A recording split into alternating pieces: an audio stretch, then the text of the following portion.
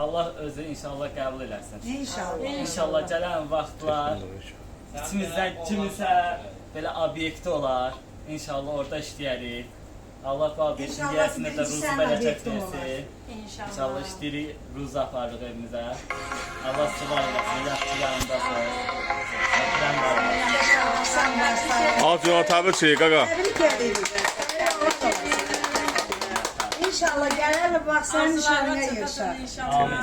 İnşallah. Bir daha sən təbrik edirəm.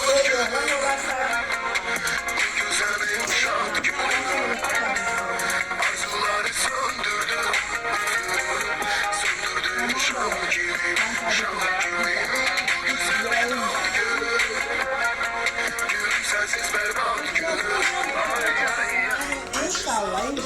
Qalan nişan olacaq. Mən təbrikləmədim axı. Birinci mən oraya Video koydum. çəkdin. Təbriklərim. Yəni sağlıqlara çatırsan.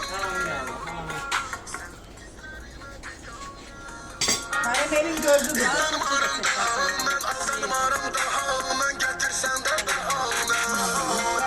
Yaş üstüne yaşardı, hasretin gözlerimi yaşardı. Yollarında avare, bu yüreği yalnız sana etmiştim havale. Bir sonu ağlattı, hay hay hay. Sevdiğim her saati, geçmiş hayatı. Gönlüne yağm olsun bugün senin ağrın. Sen de zarı, bir de zarı. Sen de zarı. Arzuları söndürdü, Sen de ben veririm. söndürdü şan gibi.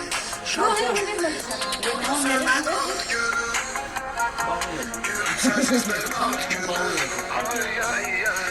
Saat 12. Tebrik ederim. Təbrik edirəm, qardaş. Təbrik edirik hamımız. Ürəyindəki həyatda arzular çatasan. Can sağlığı, uzun xoşbəxtlik arzulayırıq. Amin, amin. O günlər olsun. Qəşəng toyunda iştirak eləyək gözəl. Çəbərdəkiləri də çayınla da var. Ad gününe hediye. Sana hasr olunur medhiye. Yoktu mende bedliye. Kararımda katiyen geri dönmez katiyen. Budur verdiğin değer.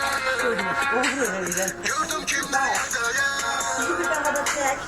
Ürək sensiz köyünə yalnız görsənə deyər. Səni mənə görənlər bir sonu var. Bu